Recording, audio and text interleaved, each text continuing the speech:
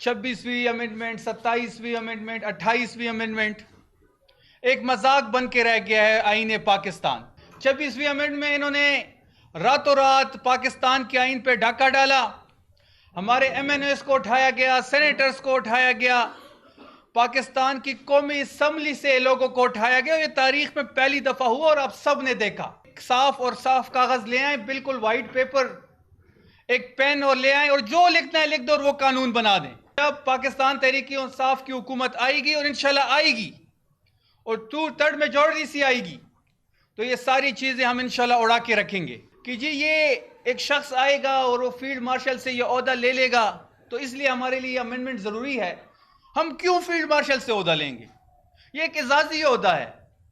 اگر ہم کل 2/3 میجورٹی کے ساتھ آ سکتے ہیں تو ٹھیک ہے، انہوں نے 27ویں ترمیم کی، ہم 30ویں کریں گے، 35ویں کریں گے، ہم اس سارے سسٹم کو اڑا کے رکھ دیں گے۔